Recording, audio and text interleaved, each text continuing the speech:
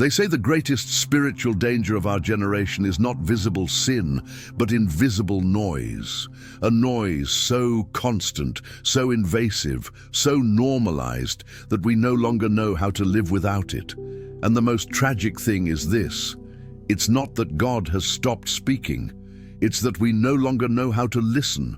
We live with minds overloaded, hearts entangled, and souls numbed by notifications, repetitive thoughts, and burdens that never seem to end. And meanwhile, the voice we need most, the voice that calms storms, orders chaos, and lifts up the broken, is buried beneath the volume of a world that never rests. To be honest, many believers aren't tired because they do too much, but because they never stop enough to breathe with God. The spiritual life has become activism, but not encountering, biblical information, but not intimacy with the author. Before we go any further, I want to tell you something that perhaps no one has ever told you. If you stay here until the end, I'm going to give you a spiritual key that can forever transform your prayer life. Not a technique, not an inspirational phrase, but a divine principle that Jesus himself practiced in secret and that very few believers know or live by. That principle will be the difference between knowing God by hearsay or hearing him deep in your heart. But to receive it, you need to stay. You need to allow this word to pierce through the distractions that surround you, because the truth is, the enemy doesn't need to destroy you if he can keep you busy, and he doesn't need to deceive you if he can keep you racing.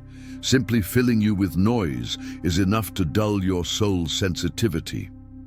And if you've ever wondered why your spirit feels dull, why prayer is a struggle, why your mind never finds peace, it's because your inner self has forgotten what it means to stop and listen to the eternal breathing in the unseen.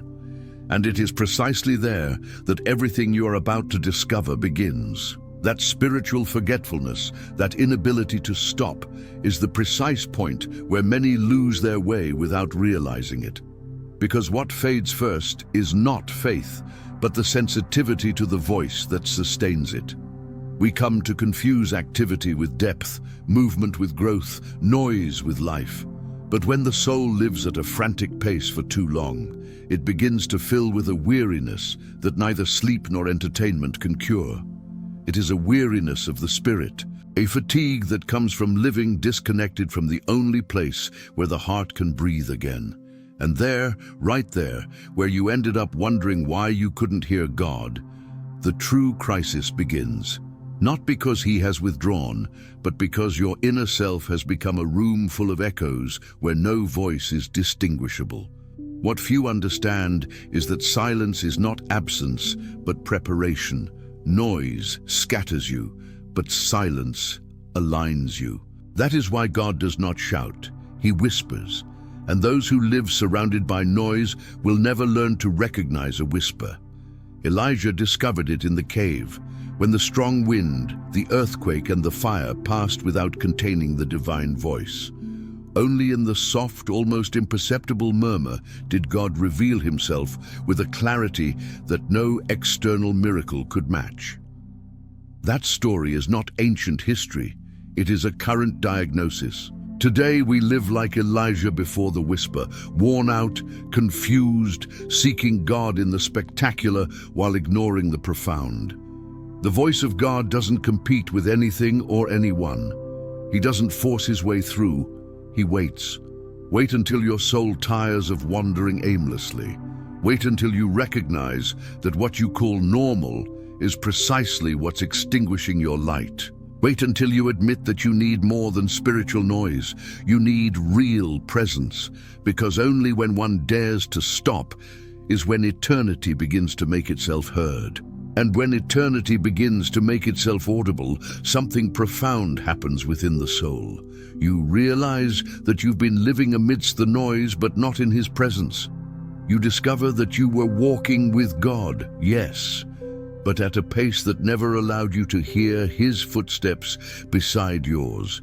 Because true communion doesn't happen while you're running, but when you stop. And that's the point where many feel uncomfortable. Stopping reveals what the noise concealed. Silence exposes untreated wounds, accumulated thoughts, hidden fears, pride disguised as strength. That's why we avoid silence. Not because it's boring, but because it's honest. Because it confronts us with who we are without masks, and with a God who cannot be impressed by any of them. But it is precisely that honesty that saves us. In silence, God doesn't accuse you. He enlightens you. He doesn't humiliate you. He commands you. He doesn't abandon you. He reveals what you couldn't see amidst the tumult of your own thoughts. Silence is like a room where light slowly enters until everything hidden is uncovered. And although it's uncomfortable at first, it's that very light that heals. Because before God speaks, He purifies. Before directing, He aligns. Before sending you, He empties you of everything that hinders His voice. Many pray asking God for direction, but they don't offer Him space to speak. They want immediate answers while keeping their lives filled with distractions that stifle any divine whisper. It's like asking someone to speak to you while turning up the volume on everything around you. And yet, God keeps waiting. He patiently waits for the moment when you finally decide to turn off the noise, close the door, silence the rush, and open your heart. Because when the inner self becomes still, even for a few minutes, something sacred happens. The soul remembers how to listen again. And that's where the transformation you so deeply desire begins.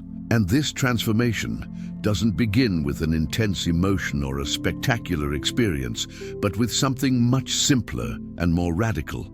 Stopping the external world to allow God to order the inner world. When the soul remembers how to listen, something begins to align deep within, as if the thoughts that were once a storm begin to settle one by one. Anxiety loses its power, worries become less noisy, and the voice of God, which was always there, begins to stand out like a thread of light in the fog. Silence becomes the ground where your spirit finally breathes after years of living in survival mode. And it's not because life becomes easier, it's because your soul ceases to be fragmented. It is at this point that you understand that silence with God is not passivity, but participation. You are not wasting time. You are regaining your center.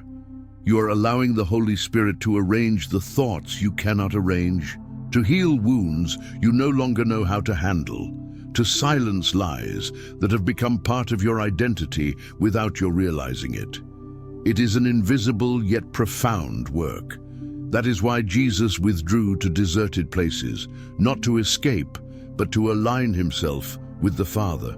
Because even the Son needed silence to hear the Father without interference. How could we not need it? The world will tell you that productivity is constant movement, but the kingdom tells you that true strength comes from stillness. In stillness and trust will be your strength, it declared. God not as poetry, but as spiritual law. Because in silence, your soul stops reacting and begins to discern. It stops running and begins to recognize. It stops filling itself and begins to receive. And in that receiving, you begin to notice something revealing. What wore you down most wasn't what you were experiencing, but what you weren't holding back within yourself. And that discovery opens the door to a deeper level of encounter. And that deeper level of encounter begins when you understand that it's not enough to be silent outwardly. You need to learn to be silent inwardly. Because it's not the external noise that steals your peace the most, but the inner voices that never stop. Those voices that repeat fears, anticipate tragedies, reopen old wounds, question your worth, and distort the voice of God. That's why, when you reach that point where the soul begins to discern, you realize something surprising. Much of the spiritual exhaustion you carried didn't come from life, but from your inner dialogue. And there, right there, God begins to work in a place deeper than your emotions and quieter than your thoughts. In the stillness, the Holy Spirit brings order where you only saw chaos. He begins to separate truth from falsehood, conviction from fear, the divine voice from emotional noise. And he does so with a disarming gentleness, a healing patience, and a clarity that confronts without destroying you. It's as if God gently takes your heart and one by one extinguishes those thoughts that kept you constantly on edge. And then you understand why he said, "Be still and know that I am God." Because there are things that are only revealed when the soul ceases to fight. But this process isn't passive. It's an active surrender. It's choosing to stop rushing even when the world tells you to keep going. It's closing the door on the noise even when everything inside you wants to be distracted. It's allowing God to speak on a level that can't be reached by reading quickly or praying hastily. And when you finally begin to listen, you discover something unexpected. You weren't broken. You were overwhelmed. You weren't lost. You were distracted. You weren't far from God. You were far from the silence where he waits for you. And that discovery leads you to confront a truth even more profound, more transformative. That transformative truth is that solitude with God is not a religious act, but a refuge designed by the Creator himself to restore you. And the most surprising thing is this. It's not a refuge you enter when you're strong, but precisely when you can't take it anymore. Because when you discover that you weren't far from God, but far from the silence where he awaits you, something breaks inside you. But not to destroy you, but to make space for what was always blocked. You begin to notice that your soul has spent years surviving on crumbs of stillness, seeking peace in fleeting moments, trying to find direction amidst the noise. But God never intended you to live like that. He designed you to hear him in stillness, not to guess it in the chaos. And it is in this realization that what many call a spiritual awakening occurs. Not an emotional awakening, not a spectacular revelation, but something more intimate. You realize that God speaks more in stillness than in clamor, that his voice needs no drama, only space, that the peace you so deeply long for doesn't arrive when everything is fixed externally, but when something is ordered within. And that something is the awareness of his presence, that silent reminder that tells you, you are not alone. You never were. When you allow that holy silence to envelop you, you begin to feel a stability that no circumstance can offer. Not because problems disappear, but because your inner turmoil ceases. Anxiety no longer governs your thoughts, worry no longer takes you by surprise, and fear ceases to be your guide. Your spirit begins to hear a voice firmer, sweeter, more constant than any other sound, the voice of the Father who speaks not to make noise but to give life.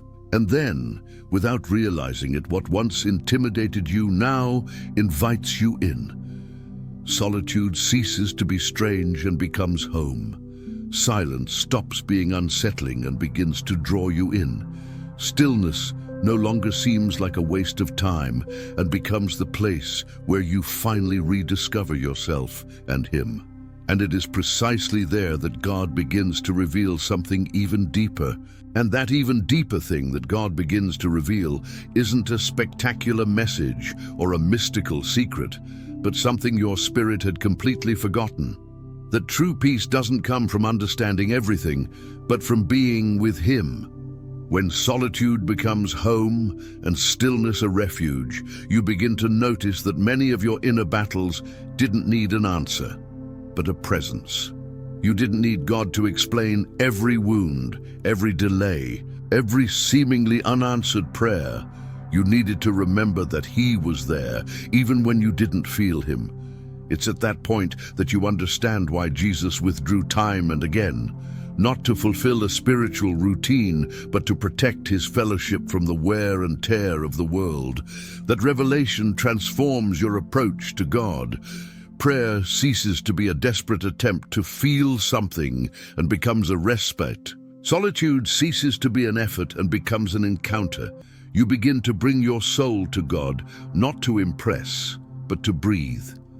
And as you breathe, something incredible happens. Your identity becomes clear. Your worth no longer depends on achievements, opinions, or expectations. Your heart stops searching in the noise for what it can only receive in silence.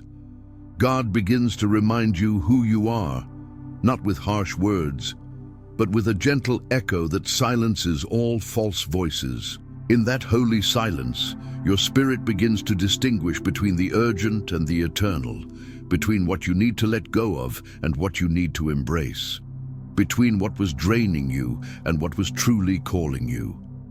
And then, almost without intending to, something awakens: hunger. Hunger for God, hunger for purity, hunger for direction, hunger for a closeness that noise could never give you. It is a hunger that doesn't come from effort, but from communion. And that hunger is a sign that God is making space within you for something greater. Because when He awakens hunger, it is because He is about to satisfy it with something eternal, something the world cannot imitate or replace. And when God awakens that hunger, something begins to stir within you with a force that comes not from emotions, but from the Spirit. That deep need for more of God is not accidental. It is evidence that your inner self is emerging from spiritual slumber.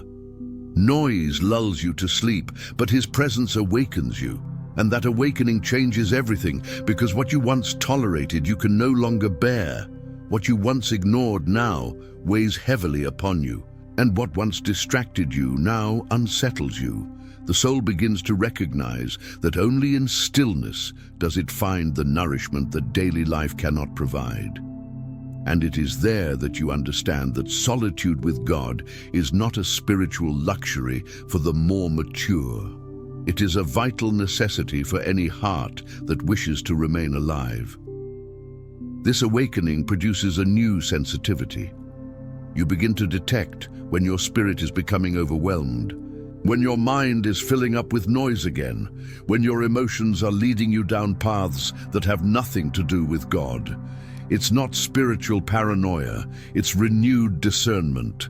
And that discernment only arises when you learn to listen in silence. God begins to show you things that previously went unnoticed. Small attitudes, inattentions, hasty decisions, thoughts that once seemed normal, but that you now recognize as gateways to exhaustion. Not because God wants to criticize you, but because He wants to protect you. In that process, something else happens. Your rhythm changes.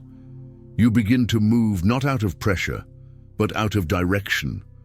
Your heart stops obeying impulses and begins to respond to the voice of the Spirit.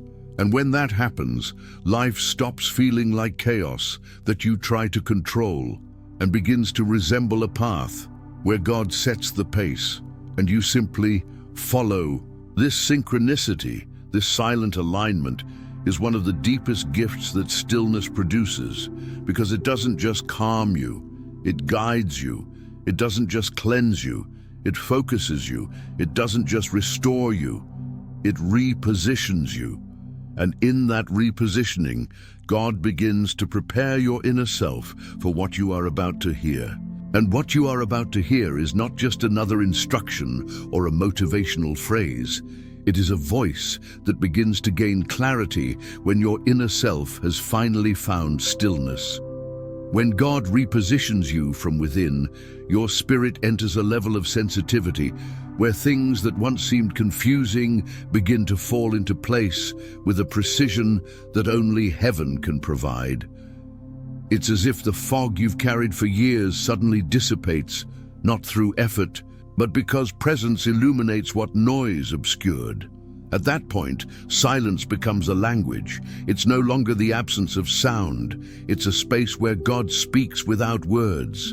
And when that language begins to form in your soul, you realize something that profoundly changes how you understand God's voice. He doesn't just speak to guide you, He also speaks to shape you.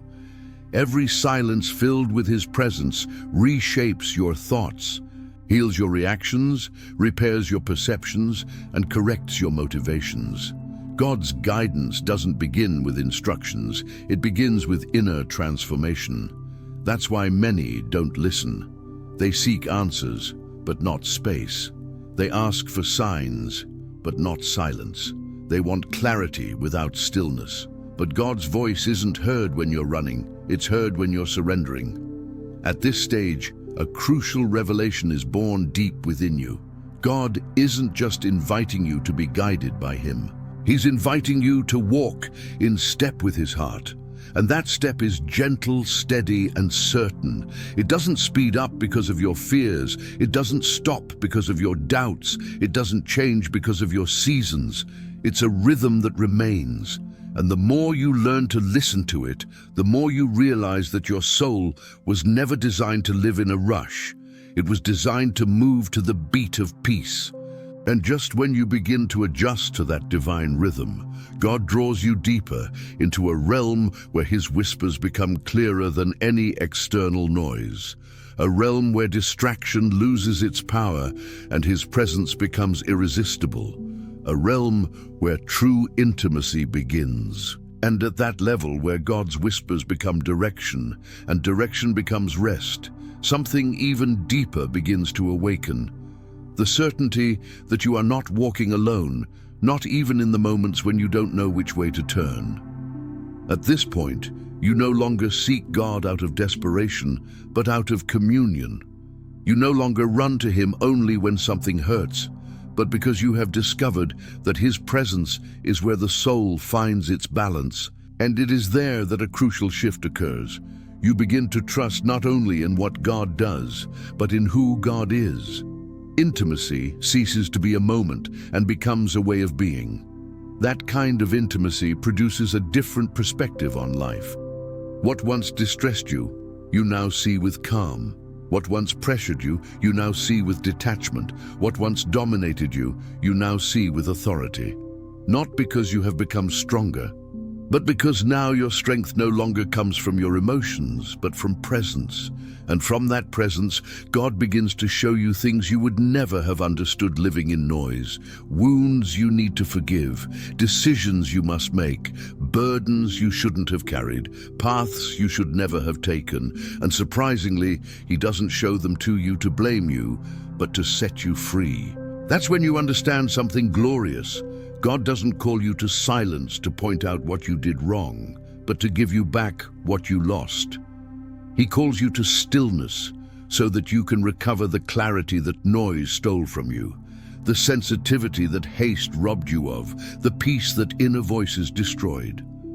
Silence becomes a heavenly workshop where God polishes what life has battered, restores what wear and tear has damaged, and rearranges what you had already given up for lost. And while that restoration unfolds, without you fully noticing, a divine preparation arises. A preparation that doesn't feel like pressure, but rather purpose. A growing sense that God is building something within you, something that requires a deeper level of listening, because He is about to reveal something that will change the way you walk each day. And this preparation that God is building within you is neither emotional nor fleeting. It is a silent work that is positioning you to receive something that only those who learn to listen deeply can understand. When the soul becomes still, when the inner voices lose their power, and when your spirit becomes accustomed to moving in rhythm with the Father, a pivotal moment arrives. God begins to reveal to you not only His direction, but His intention. He no longer shows you merely what you must do, but why He is calling you to do it. And this revelation doesn't come with fanfare or dramatic signs. It arrives as a gentle, firm, and luminous conviction that ignites within you without the need for human explanation. In that state, you begin to understand life from a completely different perspective. What you once interpreted as obstacles, you now see as training. What you believed were delays, you now perceive as preparation. What you thought was divine silence, you now recognize as a conversation that only those who pause can hear. You discover that God doesn't work at the speed of your anxiety, but at the depths of your spirit. And from that depth, he begins to reveal purposes that were hidden behind seasons that previously seemed incomprehensible. And then, something amazing happens. Your heart stops fearing the future, not because you control it, but because you are learning to walk with the one who dwells within it completely. Silence with God teaches you to trust without seeing, to follow without understanding everything, to obey without questioning each step.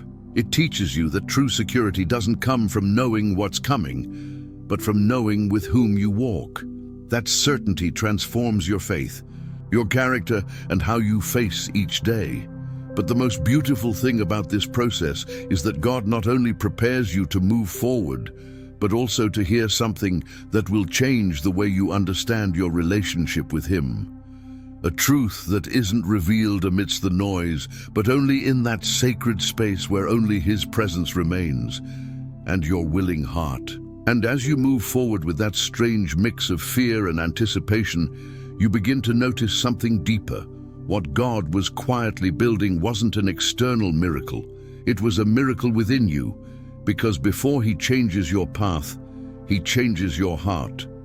Before He opens a door for you, He strengthens you to walk through it. Before He gives you an answer, He prepares you to hold on to it.